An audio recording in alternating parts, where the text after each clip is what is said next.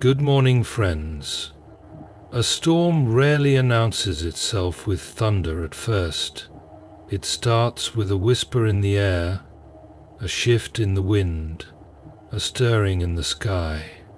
And so it is with deception. It rarely arrives in grotesque, obvious form.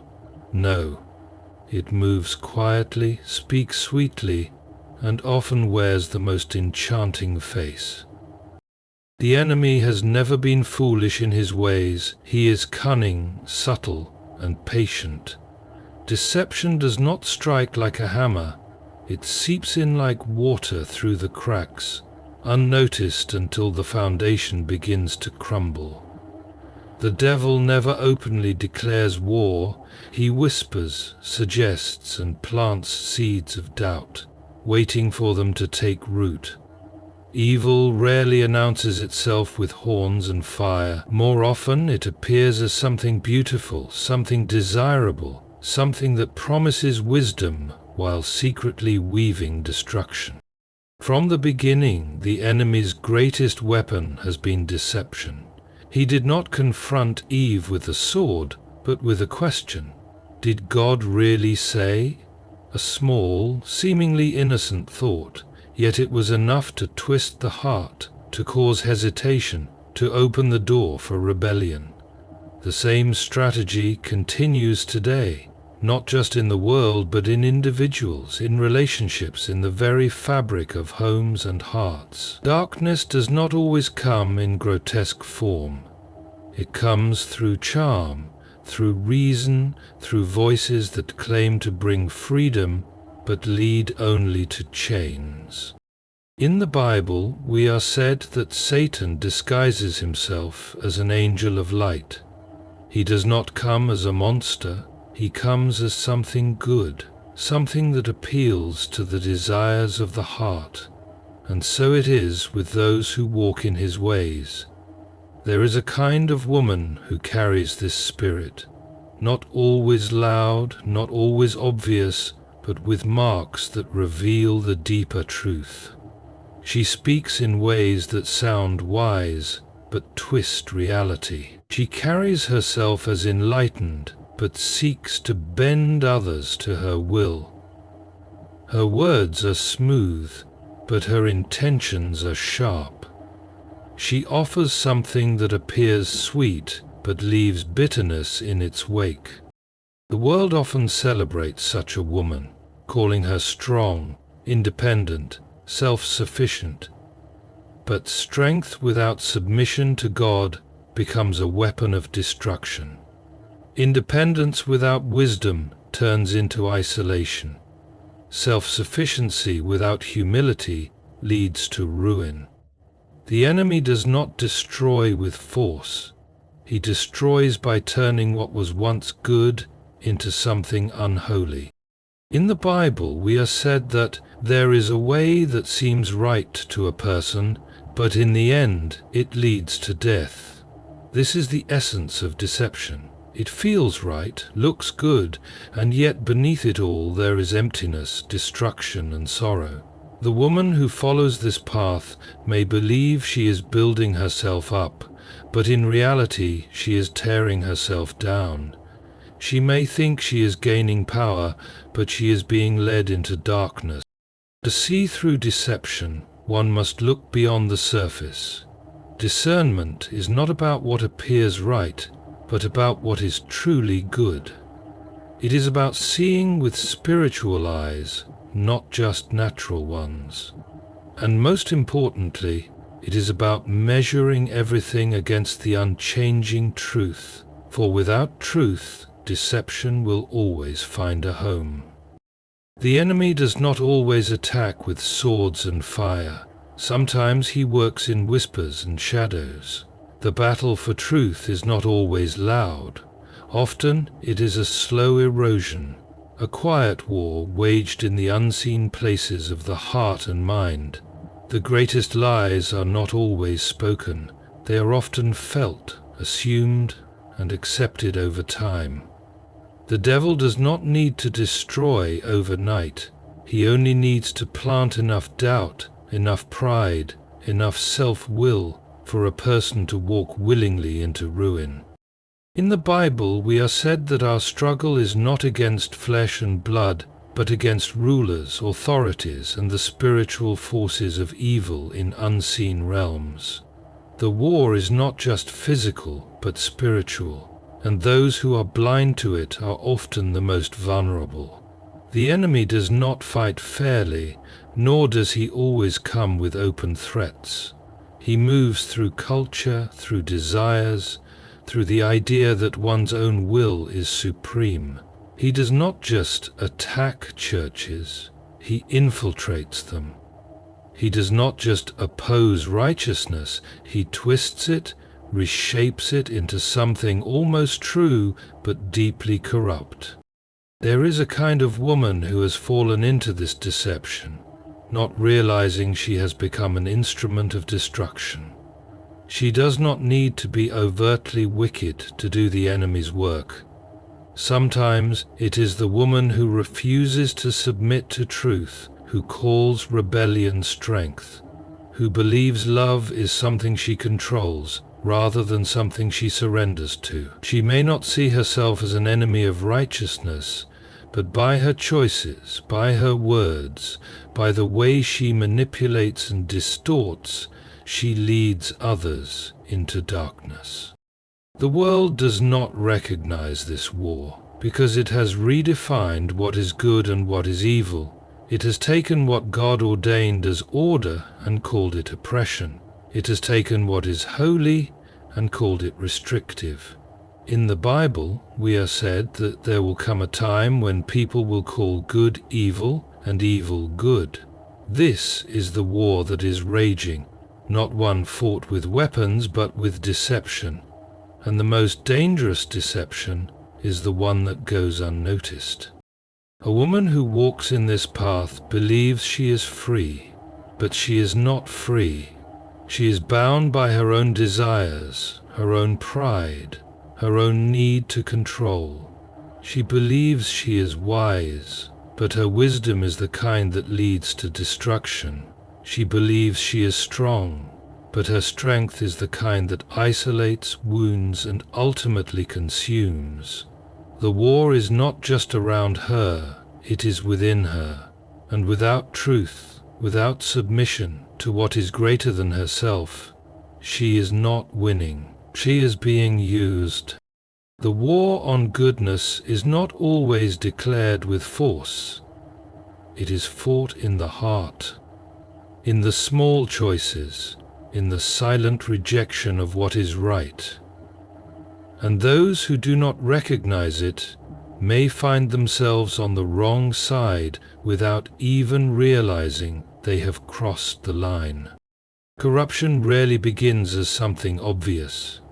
It starts in small compromises, in subtle shifts of the heart, in desires that seem harmless but slowly grow into something uncontrollable. The signs of a heart turned away from God are not always seen immediately, but over time they become clear. A person does not wake up one day fully consumed by darkness. They drift toward it, step by step, thought by thought, choice by choice.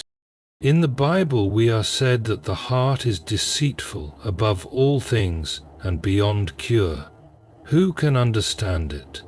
This is the great danger, not that evil is always external, but that it can take root within, twisting thoughts, hardening hearts, and leading people to justify what once would have been unthinkable. The marks of corruption are subtle at first, but they always reveal themselves. A woman who has given herself over to this spirit begins to reflect the very nature of rebellion. She is not merely someone who makes mistakes, everyone does, but someone who no longer desires correction, who rejects wisdom in favor of her own way. She worships herself above all. Everything must revolve around her desires, her ambitions, her emotions. She believes she is the center, the measure of what is right and wrong. In the Bible, we are said that in the last days people will be lovers of themselves, arrogant, disobedient, and without self-control. This is a sign not just of a lost world, but of a lost soul. When self becomes the god of one's life, there is no room for the true God. She does not seek to serve, but to be served. She does not build others up unless it benefits her. She does not submit to authority because she believes she is her own authority. Manipulation becomes her language. She does not argue openly, but works in shadows, twisting words, playing the victim when it suits her, using emotions as a tool to control rather than as a way to connect. She deceives not only others, but herself, believing that as long as she gets what she wants, she has won. But in reality, she is becoming more and more enslaved to her own desires. In the Bible, we are said that those who live to satisfy their flesh will reap destruction from it. This is an unbreakable law. What is sown will be reaped. A life built on deceit, selfishness, and rebellion will always end in ruin. The thirst for control is never quenched. No matter how much she gains, it is never enough. No matter how much power she has, it does not satisfy. The more she rules, the more her world crumbles. The more she takes, the emptier she becomes. She does not see that what she believes is strength is actually weakness. What she calls wisdom is actually foolishness. The longer she walks this path, the more blind she becomes to the destruction she leaves behind her. And without true repentance, without a return to the one who can restore, her downfall is inevitable. Power is an illusion when it is built on rebellion. There is a kind of strength that the world praises, a strength that is loud, forceful, and unyielding. It appears fearless, confident, and untouchable, but beneath the surface, it is driven by fear, insecurity, and an unquenchable hunger for control. This kind of power does not bring peace. It only breeds more restlessness. It does not build, it destroys. It does not lead, it manipulates. It does not submit to truth, it reshapes truth to fit its desires. In the Bible, we are said that there is a way that seems right to a person, but in the end it leads to death. The devil woman follows this path, believing that strength is found in dominance, that she must always be in control, that she must never bow to anyone. But control is a prison. The more she seeks to rule over others, the more enslaved she becomes to her own desires. The need to be in control consumes her, and no matter how much power she grasps, it is never enough. She believes she is independent, yet she is ruled by fear. Fear of losing, fear of submission, fear of being seen as weak. She does not see that true power is not found in rebellion, but in surrender. In the Bible, we are said that God opposes the proud, but gives grace to the humble. The one who seeks power for herself will always find herself in opposition to God, no matter how strong she appears to the world. The woman who refuses to submit to divine order may believe she is rising, but she is actually falling. The very power she clings to will become the weight that pulls her down. She builds her kingdom on sand, and when the storm comes, everything she has fought for will collapse. She craves admiration, yet she is never satisfied. She demands respect, yet she does not give it. She believes she is wise, yet her wisdom is earthly, unspiritual, and demonic. In the Bible, we are said that where jealousy and selfish ambition exist, there will be disorder and every evil thing. This is why, no matter how much she gains, she still feels empty.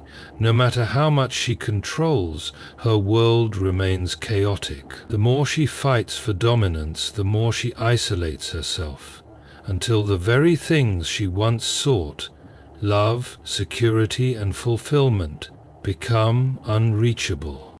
The illusion of power is strong. It deceives many, leading them to believe they are in control when they are actually being controlled. It blinds them to their own downfall, making them believe they are rising when they are on the verge of collapse. There is no lasting strength in rebellion, no true authority in self-worship. What appears powerful today will be brought low tomorrow, and the woman who refuses to bow will one day find herself unable to stand. Not everything that appears good is from God. The world has a way of painting virtue in deceptive colors, making what is false seem true, and what is wicked seem righteous.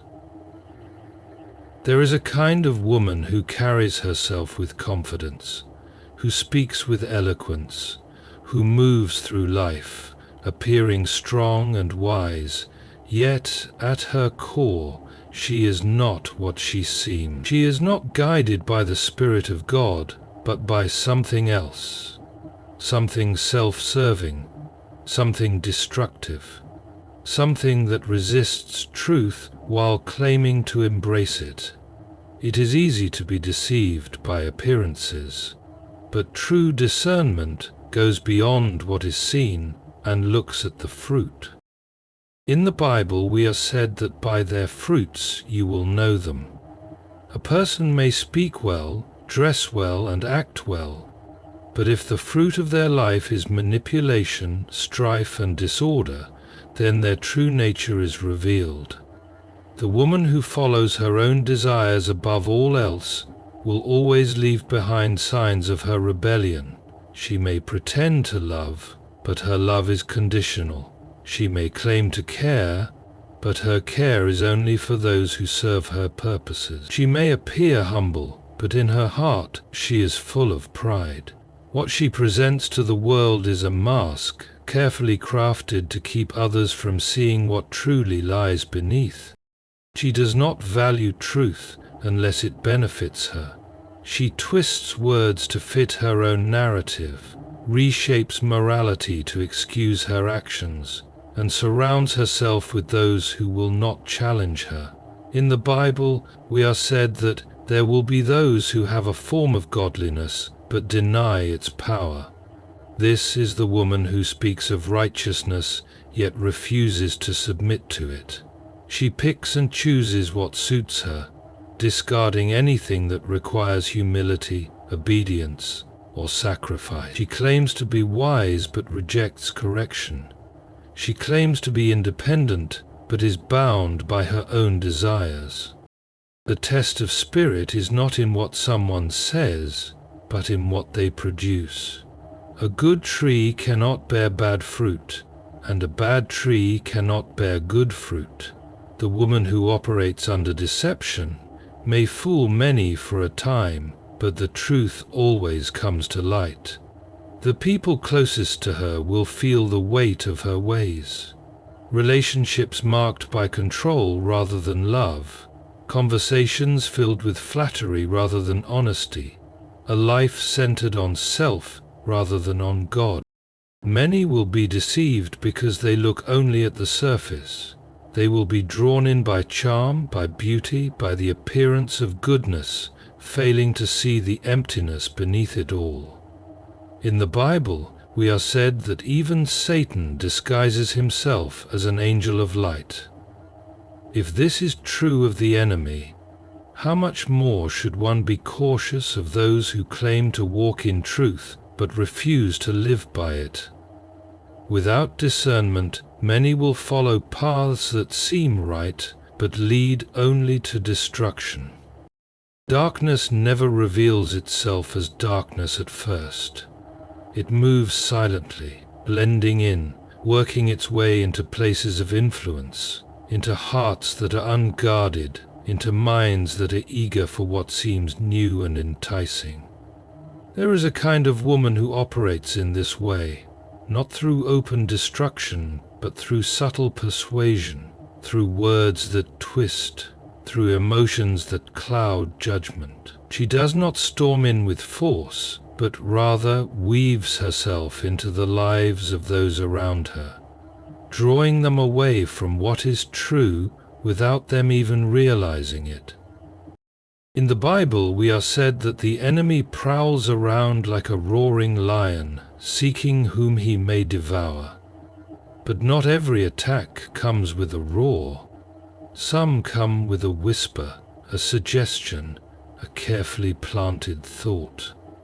The woman who aligns herself with this spirit does not need to shout to be heard. She influences through quiet persistence. She understands how to manipulate emotions, how to make her desires seem like the desires of others, how to pull people into her orbit so that they no longer see clearly. She presents herself as someone to be admired, someone with wisdom, someone who should be followed. But her path leads away from truth and into confusion. She does not build, she unravels. Relationships around her do not grow stronger, they weaken. People who listen to her do not become more at peace, they become restless. The homes she enters do not experience order, but rather tension, arguments, and instability. In the Bible, we are said that where there is envy and selfish ambition, there will be disorder and every evil practice. Her influence brings division, yet she claims to seek unity. Her words stir up strife, yet she insists she desires peace. She does not bring people together in righteousness.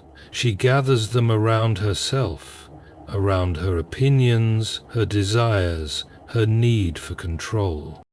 She avoids accountability. No matter what she does, she is never wrong. When confronted, she shifts blame. When corrected, she plays the victim. When faced with truth, she twists it to fit her own narrative. In the Bible, we are said that fools despise wisdom and instruction. A heart that cannot receive correction is a heart that is already lost.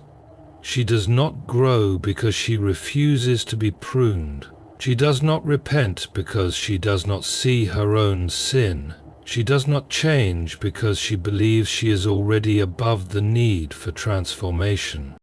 Her influence spreads because many do not recognize it for what it is.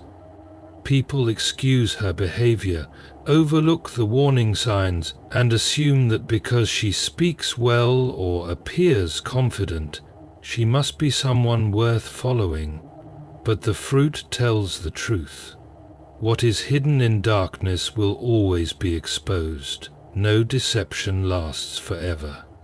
In the Bible, we are said that God is not mocked. Whatever a person sows, that they will also reap. No matter how much she manipulates, no matter how many follow her, no matter how much power she seems to gain, the end of the path is always the same.